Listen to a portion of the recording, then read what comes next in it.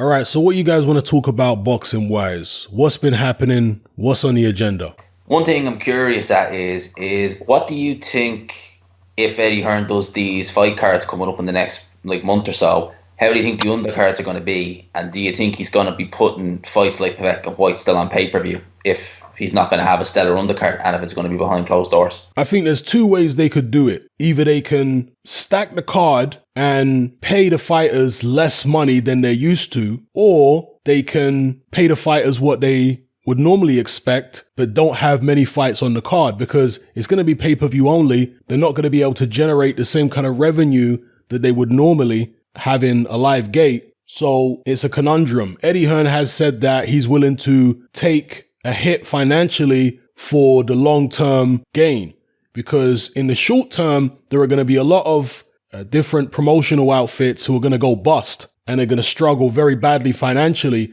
But the bigger outfits like Matchroom, they're going to be able to ride out the storm and they may benefit in the long run because there's going to be less promoters out there. Not that Eddie Hearn really has that much competition in the UK anyway, but there's going to be even less competition over the following years. I think one of the fights I heard being mentioned was Dave Allen versus Hughie Fury, which is... That's a good fight, you know. A decent little fight now. I mean... Would you say it'd be a step up for Hughie Fury from what he was fighting, the Sam Peters and the Pavel Savas of the world? Yeah, you could argue that it's a step up from some of his recent opponents, but he's obviously fought much better fighters than Dave Allen in the past, like Povetkin, Parker, and Pulev, and he's gained a lot of experience, so he really should be beating the likes of Dave Allen. He should.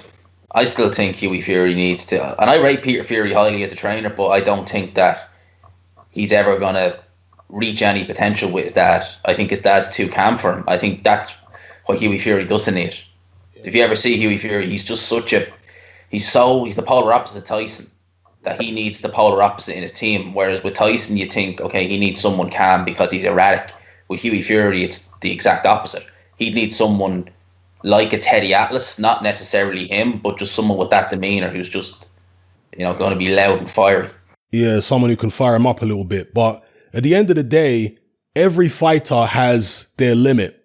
They all have a ceiling. And it doesn't matter whether you bring in the greatest trainer of all time, you can't push them beyond their limit because they haven't got any more. So has Hughie Fury reached his limit?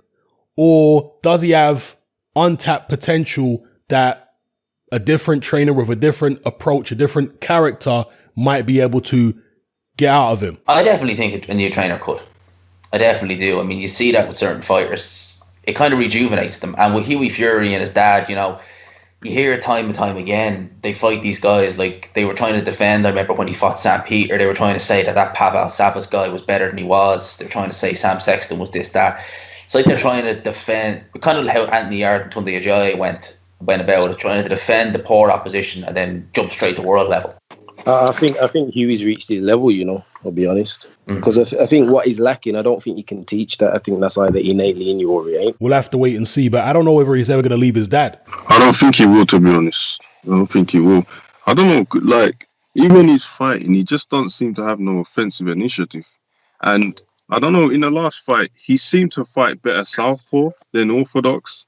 He's thrown his power shots better, but his dad didn't seem to pick up on that. Who was his last fight?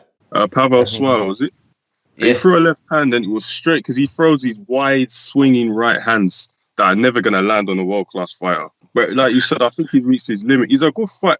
He's a good fighter at world level. He's probably not going to get knocked out easy because he's so defensively responsible. But he's got no offensive initiative and he just doesn't he seems to be, he don't have any confidence in his offense. So, and that's not going to serve him well at the top level. I remember when I watched that Parker fight, it was like, when you watched Hughie Fury on offense, it was like he was trying to throw shots that were like don't hit me punches because he was almost afraid of what would come back. That's kind of the way I see Hughie Fury fighting. He just kind of, you don't hit me hard and I won't hit you hard. And that's the funny thing because every time he has caught a shot, he's been able to take it. He's never been down, has he? No. He took a few shots from Povetkin and I never seen trouble. And I know Joseph Parker's not the biggest one-punch knockout artist, but he did catch Hughie Fury with some solid shots at the end of that fight and he was all right. So I don't know. All right, so what else we got here? Dylan White saying that Deontay Wilder is injured and the WBC should allow him to fight Tyson Fury next. What do you reckon? I can't see that happening. No way. I think the WBC, they've been on. Well, Deontay Wilder's been their darling for a couple of years, so they're not going to give Dylan White a shot over him, even if Deontay Wilder is injured. And I've always felt that I actually think Dylan White will lose before he gets his mandatory shot, because I look at the long term game. You know, should Tyson Fury, Deontay Wilder have that trilogy fight this year and next year, and AJ gets through Pulev, they're probably going to make that fight next. That's the fight we all want. And if that fight, for argument's sake, goes 12 rounds, say Fury wins a close decision, they're going to run it back.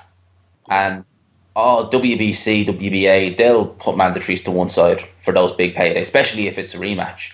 So Dylan White, will he be able to get away with having pay-per-view fights against less than stellar opposition? He probably won't, especially not now. So it could come about that he maybe rematches with, say, a Joseph Parker or someone and, loses the decision. That's before he gets his title shot. Could be. I think he's going to have to take it down the legal route, because that's something he's been reluctant to do for some reason. I don't know if Eddie Hearn has talked him out of it, whether it's because he doesn't want to pay for the legal action and he wants Eddie Hearn to pay for it instead. I don't know. Maybe there's some other politics going on there, but I think that he does have the ability, and I think a fairly decent case, to be able to go down the legal route and maybe force his shot that way. I'm sure Eddie Hearn is wanting to keep a good relationship with these sanctioning bodies as well, so he doesn't want to do that. Yeah, that's a good point. That probably is the case. All right, moving on to the next topic of discussion here. What do you guys think of Devin Haney? He's been training with Floyd Mayweather. Yeah. I've seen that, man. That's good, I never seen Haney fight, Really? Never seen it. He tries to replicate that Mayweather style. He's a good power and puncher, kind of slick, good mover, puts his shot together. He's almost like a young Mayweather. Mm-hmm. Yeah. What about his IQ? What's that? What's his IQ like? His IQ's quite good. I don't think to be honest, I think Gervonta Davis is still better than him, though. But it's that same shoulder roll, throwback style, throwing shots and bunches, good movement, that kind of style, you know what I mean? The Mayweather style. Yeah, because he didn't have a high-profile amateur career. And in fact, his early pro fights were in Mexico. A lot of them were in Mexico, in obscurity. So he really learned his trade inside the Mayweather gym. So not much of an amateur career, then turns pro. He might have been in the Mayweather gym when he was an amateur as well, I'm not sure. But certainly when he turned pro, he spent a lot of time in the Mayweather gym, learning from Floyd. Then he kind of diverted off and started doing his own thing. But now he's back. He's come full circle. He's with Floyd again. So yeah, you can definitely see a lot of the Mayweather influence in his style. And I personally think he's quite impressive. He's not as sharp as a young Floyd. When you saw Mayweather for the first time, you knew he was special, just how sharp and accurate he was. But Haney looks good to me. I was particularly impressed with his performance against Abdulayev. Yeah, that was a good fight. The last fight wasn't very impressive, though, to be honest. He struggled with, I think the guy had a long reach. And I was watching it live and I was thinking, he was struggling, man. He was really struggling in that fight. Against Alfredo Santiago. I didn't actually see that fight, I don't think. That was on the undercard of KSI Logan Paul. I think that was just before that. He dropped the guy in the last fight, though. He did drop him, but he still struggled. No, actually, I think I did see it. I vaguely remember it, but I swear Haney said he was injured in that fight. Yeah, he looked like it because he looks really stiff as well. And I think he looked like that in a couple of other fights. He just looked really stiff. Yeah. Like he's gone for the knockout, throwing big shots. And he didn't look, I don't know if it was the occasion, but he didn't look as impressive as he's looked in his other fights. So maybe because he's young. I mean, yo guys, what do you reckon is going to happen with them? Obviously, some of the boxers that are signed to the smaller promotions, I'm guessing they need to give them fights within a certain time frame. Is that how the contracts work? Yeah, that's an interesting question, because some fighters do have contracts whereby the promoter is legally obligated to provide them a certain number of fights a year to keep them active. So how that's going to be affected by the current situation, whether it's going to result in the contracts or those specific parts of the contract being void, I guess it would be, because these are exceptional circumstances. But I think a lot of fighters are going to end up on the dole queue, to be honest with you. It's very unfortunate, but that's the way it's looking to me. I don't see how all the fighters out there are going to be able to be kept active under the current situation, especially the fighters who are with smaller promoters, because there's a lot of promoters out there who don't even have television contracts. So they literally rely completely on ticket sales. And there are some promoters who do have television contracts, but they're not very lucrative contracts. Like, for example, Mick Hennessy with Channel 5. So, yeah, unfortunately, I think a lot of these fighters are going to end up on the dole queue. Yeah, a lot of these fighters have to pay their way onto these shows and make their money back from ticket sales. Yeah. So how are they going to pay to get onto a show and not be able to sell tickets? Yeah. It's just, it'll come to the stage where a lot of fighters, some of them were doing this pre-lockdown anyway, who were fighting for free. Because I've known plenty of fighters who've literally gone on a card to fight for free just to get out. Yeah, and I think amateur boxing could be even worse affected by this current situation than professional boxing, because they've already pushed the Olympics back to next year, I think it is. So that's going to throw out the whole Olympic cycle. And when will the amateur gyms actually open again? And when they do open, when will fighters be allowed to spar again? Will they be able to adhere to these new protocols that are going to come in? Will they have to spend money to be able to do that? Because amateur gyms don't generate the money that professional gyms generate. In fact, many amateur gyms are non-profit organizations. They're lottery funded. And you have to imagine, given current circumstances, lottery funding is probably going to be cut to a lot of things. So that's going to massively impact the amateur system. And yeah, I don't know how that's going to be worked out, if it can be worked out. And obviously, if amateur boxing is affected in the way it's going to be, that's going to have a knock-on effect for professional boxing as well in the long run. I think the amateur gyms are in a worse state than the pro gyms. The pro gyms, especially over here, can deal with it. Like, a lot of pro gyms are normal gyms over here, like they're actual physical normal gyms. So they'll be able to get around whatever protocols they bring in. But the amateur gyms, a lot of it's voluntary, a lot of it's funded. I can see so many gyms going bust. All right, Mike Tyson, what do you guys think about this potential comeback? Is he trying to promote something? Is he messing about? Is he serious? Is his ego getting the best of him? What do you guys think? You never know with my man. You just don't know, Mike Tyson. Yeah.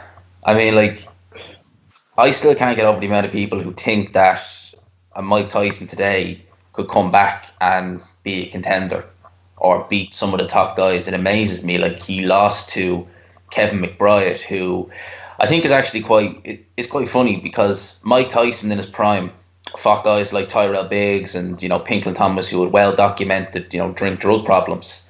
And he got retired by a guy, Kevin McBride, who at the time had massive problems with alcohol. Yeah. So he ended up getting retired by the guys he was beating, essentially.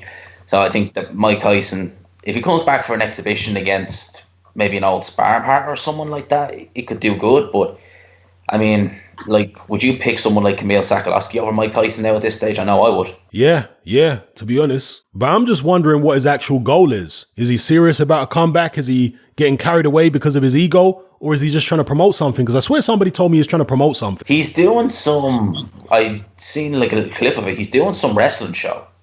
I don't think it's WWE, but he's doing some kind of wrestling thing now. That was on on Tuesday evening. I seen a little clip of it on YouTube, and they done Mike Tyson. It was actually quite funny, because he tried to rip his shirt off, and after about halfway he couldn't do it. He couldn't actually get it off. It wouldn't rip.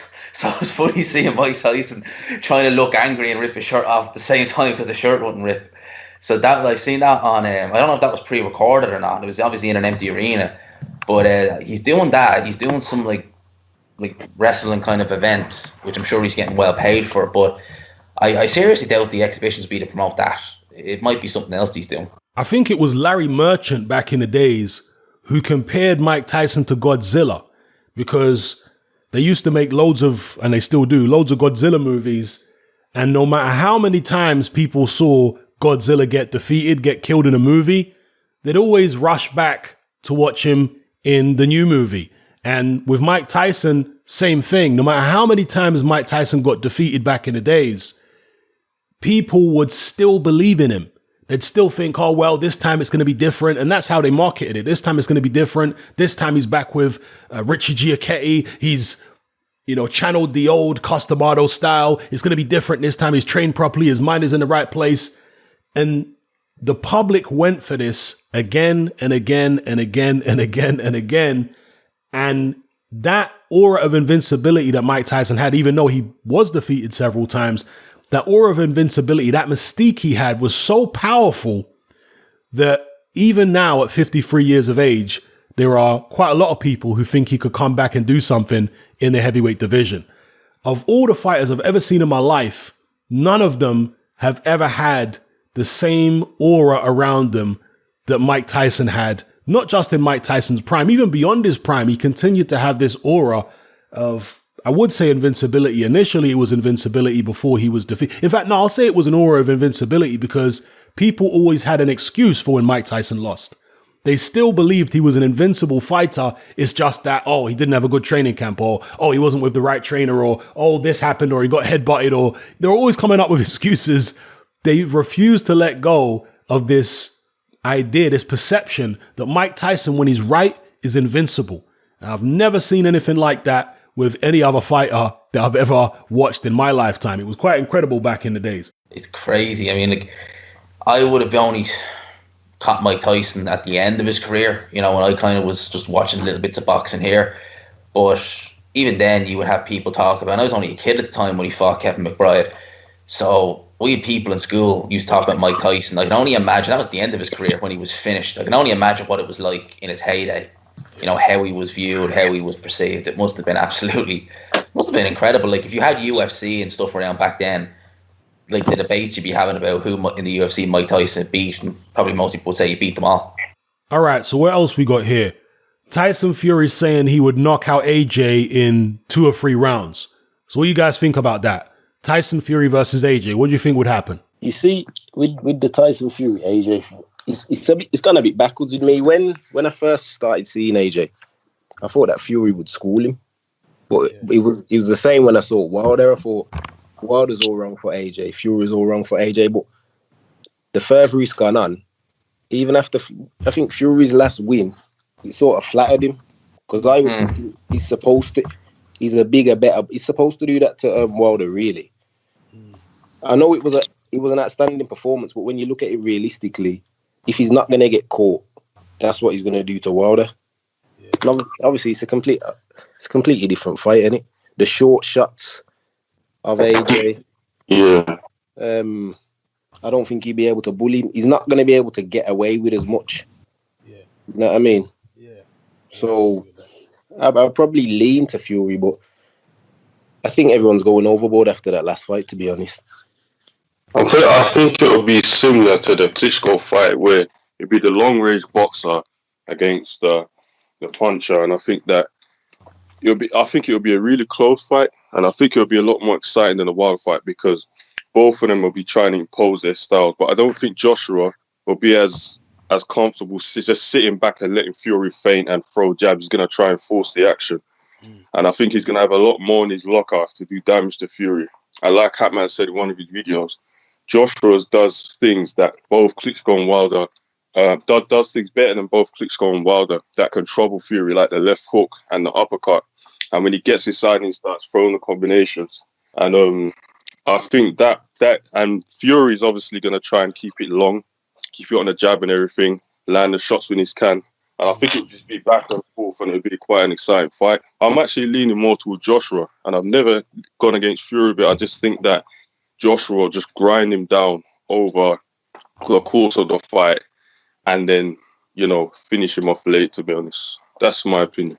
I've always thought that Fury versus Joshua is a close fight, no matter what way you want to look at it, because Tyson Fury, great performance against Deontay Wilder, but AJ is a lot more technical than Deontay Wilder. He's a lot technically better. He's a lot stronger. He's not going to get bullied. And like that you said in the chat there, AJ, great hooks, great uppercuts, can fight a little bit on the inside. It's a hell of a fight. I think I can see a scenario where Fury's outboxing AJ for large parts, but then I can see another part where AJ kind of comes on, does what Klitschko didn't do, and put it on Fury. And I can see Fury having some trouble there. if I had to pick, and I've always said it, I'd lean towards Fury on points, but out there I wouldn't rule out AJ at all. I'd be more confident picking Deontay Wilder even today over AJ than it would be for Tyson Fury. Yeah, I think that AJ has all the physical and technical ability to give Tyson Fury an extremely tough night. But I'm not sure where AJ is mentally at the moment. I think Tyson Fury is a lot closer to his prime than AJ is. AJ had that traumatic defeat to Andy Ruiz, and I'm not sure if he's had enough time to recover from that defeat mentally to be able to be the absolute best version of himself yet. So if I was Tyson Fury, if I was Frank Warren, I'd be looking to take that Anthony Joshua fight now or as soon as possible, because once AJ, if he can get the same confidence back or more confidence than he had before, I think the fight becomes more difficult for Tyson Fury. I think that the longer this fight is allowed to marinate, the better it's going to be for AJ. I think it's going to be better for Fury and Frank Warren, etc., if they take the fight sooner rather than later. You see with that fight, for me, I think I look and I think I know it's like a basic comparison, but statistic wise, like arm length size, I look at Klitschko and AJ. I think they're quite similar. Obviously, Klitschko's a lot more polished, but people have this theory about Fury that he's fearless, but he didn't do that much against Vladimir, based on the threat of what was coming back or what could potentially come back. Now, obviously, we know Vladimir is a little bit different psychologically. So I look and I think if that's a Joshua standing in front of him, he's going to be probably even more tentative, but he knows what can come back, as he knew what could potentially come back against Vlad. But obviously, Vlad went throwing a shot. So I think it'll be a completely different mindset. He's not going to, unless he does surprise us all and just try to walk him down, but that's very dangerous. You know what I mean? So I think it's a difficult fight for Fury. And you know, Fury's always worried about what's coming back as well. Sorry, say that again. What's the Klitschko fight? Yeah, carry on, bro. No, I was going to say, when you watch the Klitschko fight back, I remember one round, Fury was in the corner with Peter. I think Peter was trying to get Tyson to do something, and all I remember him saying is, back to Peter, was, yeah, but I'm worried about that left hook. So Tyson Fury is always wondering about what's coming back. And, yeah, that's why he kind of, especially against Klitschko, was like, right, I'm happy enough to just keep it long range, stick behind the jab. Don't want to do this because I could get hit with the left hook. Even though Klitschko only really let his hands go in 12th, you could tell Fury was still giving him a lot of respect in there in terms of what could come back. Yeah, that's true. But at the same time, Tyson Fury is a lot more confident now than he was then. Back then, that was his first major step up, whereas now he's had several fights. He obviously won that Klitschko fight. He's fought Deontay Wilder twice. So he's going to have a lot more confidence now, a lot more self-belief. He believed in himself then, but he knows what he can do now. So if Tyson Fury was to fight the very same version of Klitschko now, he might be more ambitious because he's more confident and more experienced. But at the same time, the extra confidence he has could backfire on him against AJ, because I've said this many times in my videos, everybody in Tyson Fury's team seems to be telling him that the AJ fight is an easy fight. If I was a member of Team Fury, I wouldn't be telling him that AJ's easy. I'd be telling him that this is going to be real tough and he needs to prepare accordingly. I'm telling him that fight's tougher than the Wilder fight. Who do you guys think's Fury's toughest fight? I reckon probably Joshua or Usyk. Yeah, exact same. I'd agree with that. Yeah, because I still think back to that Steve Cunningham fight, you know. And I know people say it was a long time ago and Tyson Fury's a lot better now, which I agree with. But Cunningham, because he's a small heavyweight, well, a cruiserweight really, he was able to mess with the range with his foot speed to such an extent that Tyson Fury was having to goad Steve Cunningham in almost immediately in the first round and going into the second round. And he obviously got himself clipped because he just couldn't pin Steve Cunningham down. I think he realized it was going to be difficult to pin the guy down from very early on because of that foot speed, because the guy was so light on his feet. And with a guy like Usyk, I don't think people really understand how quick Usyk is on his feet. I don't think that will become apparent to them until they see him in the ring with a heavyweight the size of Tyson Fury Anthony Joshua, Deontay Wilder, etc., then all of a sudden it will become apparent the massive gap in foot speed between a guy like Usyk and those guys.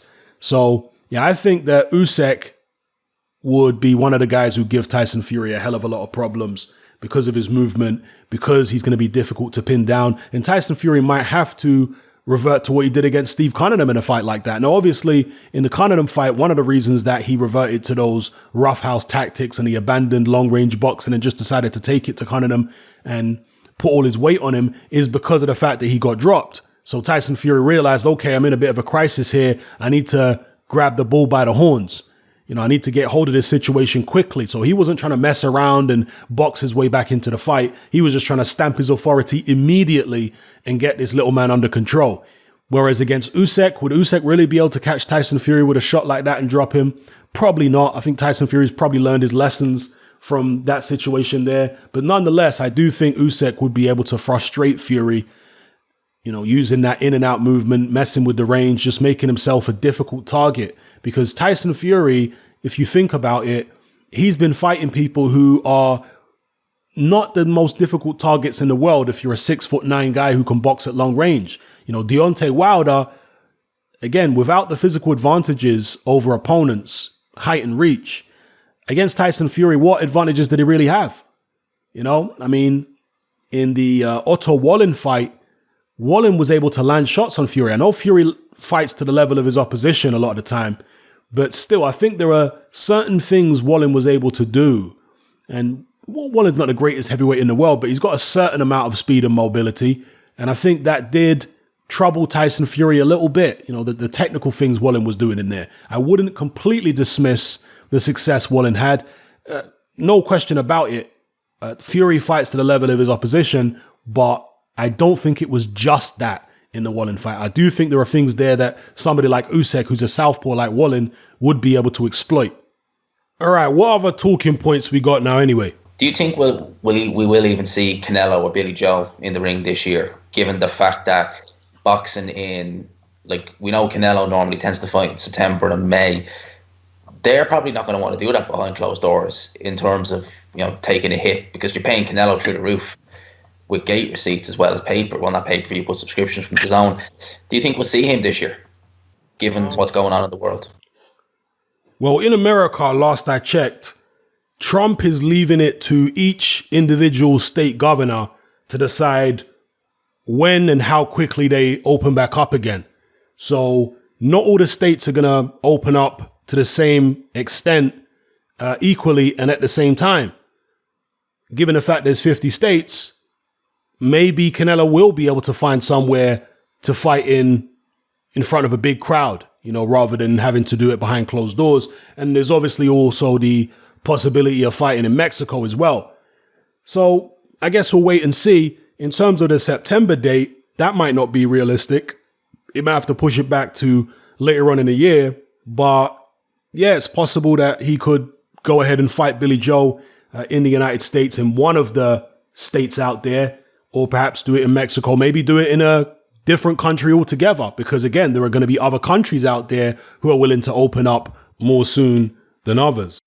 All right, Devin Sinclair in the chat is saying that he don't trust Mayweather and that Mayweather's the jealous type and he hasn't really trained anybody before to any great success. So he thinks that Devin Haney should just stick to his original team and forget about Mayweather training him because Mayweather might have ulterior motives. Might be true there. I think, yeah, that might be true. One thing I find so amazing about boxing fans is that you could have someone like Floyd Mayweather or Roy Jones training a fighter, and, you know, the styles might not be right for a specific fighter, but people act like because he was a world-class fighter, he'll make a world-class trainer, and it's irrelevant to even question it. It's like, oh no, because I remember I said Eubank Jr. and Roy Jones, I wouldn't necessarily go for that personally, because Roy Jones was never technically the greatest. They're like, well, how could you say that? Roy Jones was, you know, pound for pound. It's like, yeah, no, but you need to look at what he's teaching the guy. What's the guy lacking? You know, is he getting around his lacking? What he's lacking, as in, like, you know, long range boxing, stuff like that, or is he just teaching him what he already knows? Yeah, I agree with that, because it's even like in football, the best coaches often were not even particularly great players. So, for example, Alex Ferguson was a great coach, but wasn't a particularly great player. Jose Mourinho, I don't think he even played professional football, did he? Maybe he did, but he wasn't a particularly great player, but he was a great coach. So why do you think that is, though? I think that a lot of fighters and top sportsmen in general, they don't really know how to explain what it is they do because they don't necessarily think about it consciously like that. Because when you're in the ring, you are reacting to things that happen in a split second. And your brain is calculating different things constantly all the time. And so a lot of what you do comes from your subconscious, you see? So you might not be consciously thinking, oh, he's thrown that left hook, so next time he throws it, I'm going to do this and do that. Those words might not necessarily be going through your head. It's happening much quicker than that on a subconscious level, and it's all very reactive, you know? And some fighters have that innate athletic intelligence, that ring IQ. They don't really know how to teach it to anybody else, you know? They just know that when I get in the ring, I feel a certain way, I see things and I react, and I'm reacting in the right way. Now, obviously, their trainers and the experience they have over the years allow them to get better and better and better at it, learning correct techniques, so on and so forth, and tactics. But essentially, at the core of most top-level fighters is a talent which lies in their brain as much as it does in their physical attributes. And again, it's a talent which lies in their subconscious, which is allowing their body to react in particular ways, you know? And again, I just don't think some of them know how to teach that. I don't think some of them even know how to explain that, what they do and why they're doing it. They would have to watch themselves on video and say, okay, why did I do that exactly? Okay, I did it because of this and that and the other. So yeah, I think that's what it is. I think a lot of top level athletes, boxers, etc., they're performing from a subconscious level of themselves, which they don't really know how to explain to others. Because the examples I gave, like Jose Mourinho and Alex Ferguson, particularly Jose Mourinho, this is a guy who analyzed football like you wouldn't believe. You know, he went deep into it. He'd turn up to games and watch teams and watch different players and all this kind of stuff. He became a football anorak. Whereas a lot of the top fighters, they're not necessarily boxing anoraks. They're very talented at what they do, but they don't necessarily have a talent for analyzing the way that, you know, let's say a Jose Mourinho did for football and the way that some boxing trainers do for boxing. They don't necessarily analyze on that conscious level. What they do is subconscious, you know? Yeah, I'd agree with that. Yeah. And also some of these fighters think that just because they could do something when they were in their prime, the fighter they're training must also be able to do it. You know, the one size fits all mentality. I think what makes a great trainer is somebody who understands a fighter's attributes and builds a style that works for him. Yeah. Rather than trying to make the fighter a carbon copy of what they used to be. Here's a question on the trainer thing. So you have a trainer like Manny Stewart, obviously. You can create champions with different attributes. Or say you have another trainer that can create, like, say, Virgil Hunter. Obviously, him and Andre Ward, they work really well together. Do you think that a Manny Stewart, obviously you're going to say Manny Stewart's a better trainer than a Virgil Hunter, but do you think that the trainer that can create more than one is necessarily a better trainer than can create the one? I would say yeah, because at the end of the day, the proof is in the pudding. Because Manny Stewart, for example, took many fighters all the way from the amateurs to become professional world champions. That's consistency. You can't argue with that record there. Whereas you've got other trainers out there, like, let's say, Virgil Hunter. He had Andre Ward, who was a great fighter, retired undefeated, but who else has he had?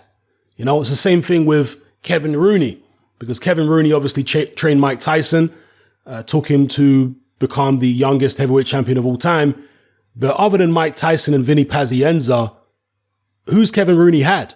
You know? So yeah, he might have been a good trainer for Mike Tyson at the time, but if he was that good a trainer in general, where are his other champions? other than Tyson and Paz? Who else has he had? He didn't have many more. He had very few, apart from Mike Tyson and Vinny Paz.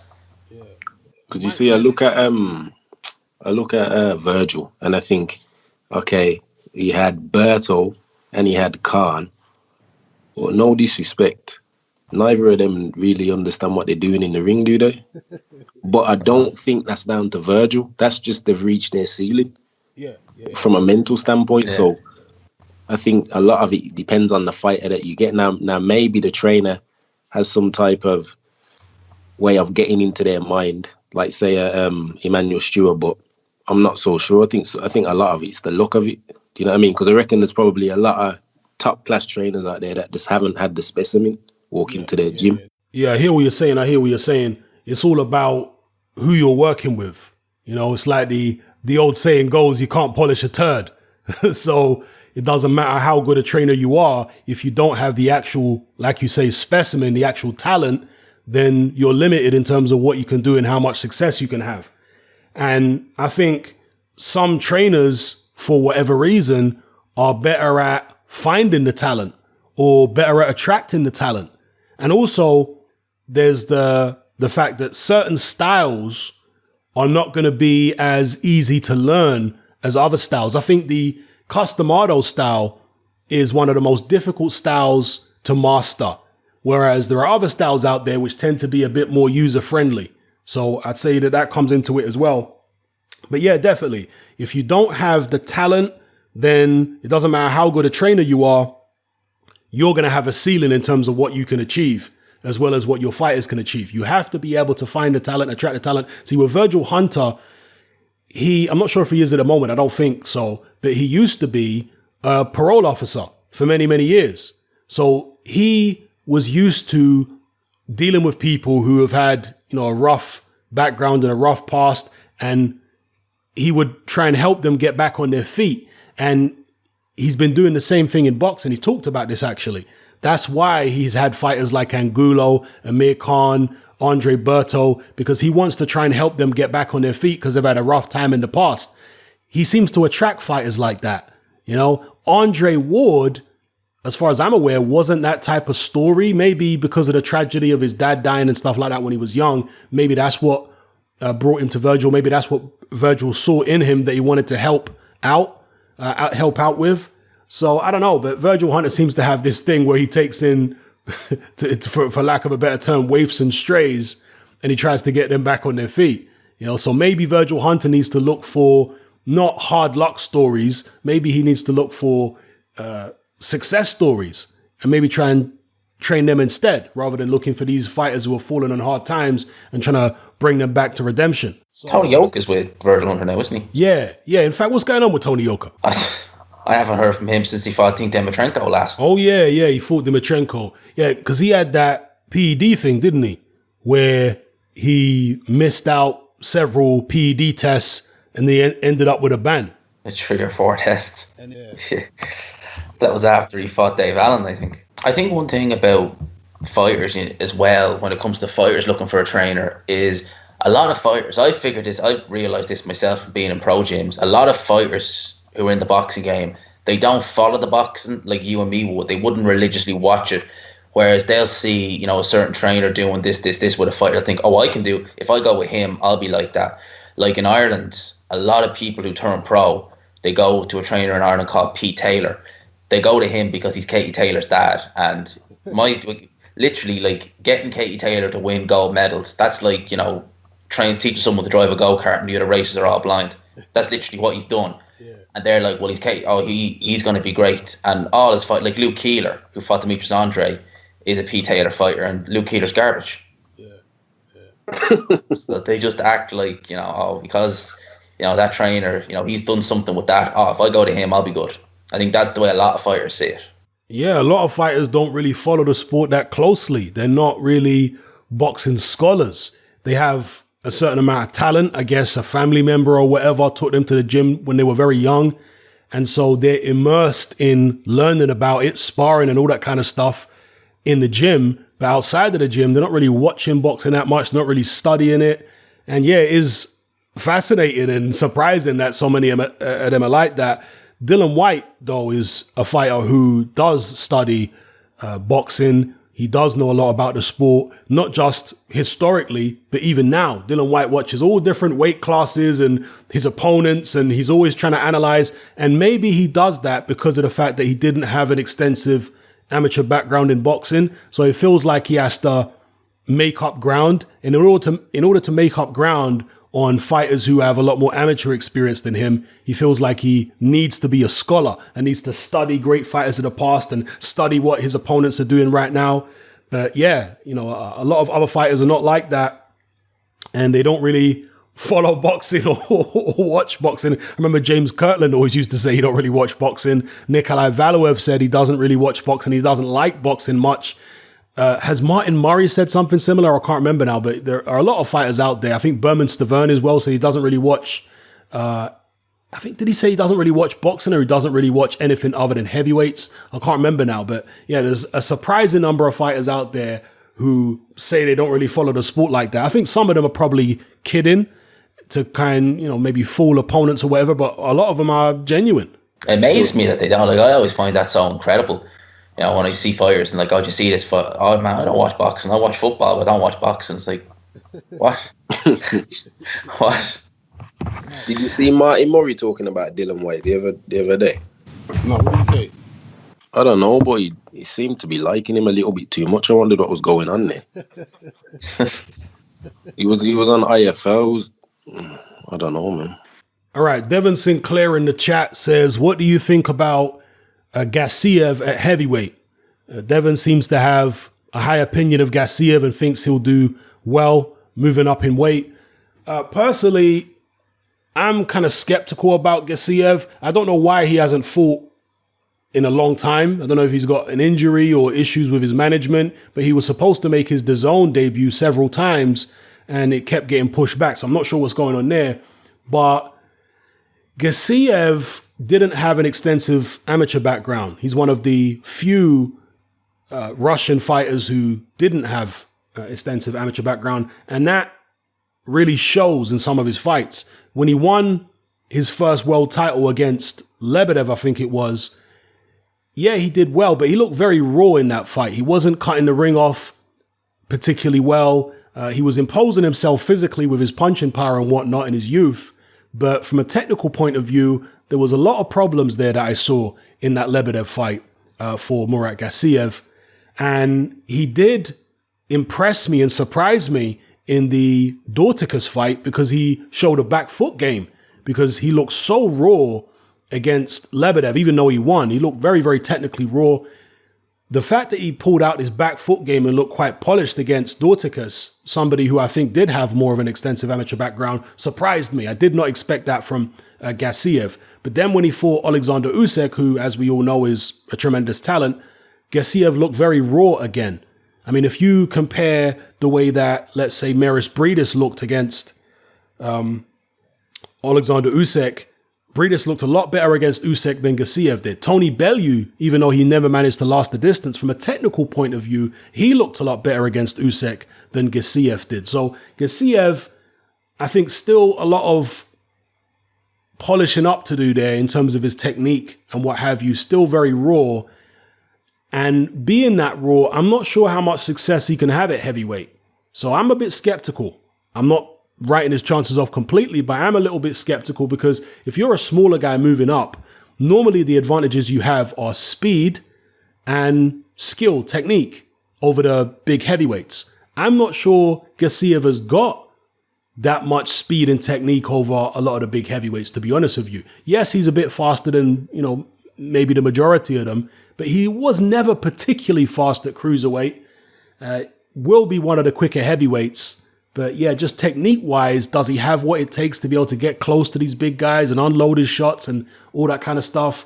I'm not sure. But the proof is in the pudding at the end of the day. Hopefully he'll make his heavyweight debut and we'll get to find out more about him, but I don't know. I think Gassiev, especially when he fought Lebedev, he tried to use his physical strength and punching power to get those wins, especially against Lebedev. Yeah. That's not going to work at heavyweight, especially if you're coming up from cruiserweight. If you run into a 6'5" guy, 250 pounds, and you're 6'4", I think Garcia was like 6'2", 6'3", and let's say he's weighing about 215, 220, it's not going to work. I didn't think he was even that big a cruiserweight. I remember, I think, was at that Lebedev fight, they said he only rehydrated like a couple of pounds. So unless he gained an absolute heap of weight in the meantime, I would have thought he could have still made cruiserweight. All right, somebody is saying that Mauricio Sulaiman is willing to sanction Mike Tyson versus Tyson Fury. Really? I hope that's not the case. Well, I know he said he'd rank Mike Tyson if he comes back. I know he said that. Oh, is that what he said? He did. He said he'd rank Mike Tyson if he came back. Jeez. So if he'd rank Mike Tyson, he'd definitely sanction that. He's thinking of the money. Oh, that's crazy. Because the WBC really, over the years, I mean, even with Mauricio Sulaiman's dad, Jose Sulaiman, he was, accused of being crooked and what have you. But Mauricio might be taking it to a next level, particularly if he's willing to sanction Mike Tyson at 53 years of age versus Tyson Fury. Because you look at what the WBC had done some good things over the years. Under Mauricio Sulaiman, they introduced a new rule whereby they could make a champion of a different sanctioning body mandatory challenger for a WBC champion. I like that. I also like their clean boxing program. Okay, I think they've been very innovative with that. But there's also a whole heap of nonsense that the WBC are carrying on with regards to many of their champions and fighters who they favor. So, for example, Canelo Alvarez, we all know, picked up his first world title at 154 against Matthew Hatton. Can you imagine? That was for a vacant belt. They could have picked God knows how many other more worthy 154-pound fighters to fight Canelo that night. But no, they picked Matthew Hatton, who'd never fought at 154 before, who was really a welterweight, and he wasn't even a world-level welterweight. Never mind a world-level guy at 154. And obviously he hung tough in that fight. I believe it went a distance. But still, that just shows how the WBC treats certain fighters with extreme favoritism.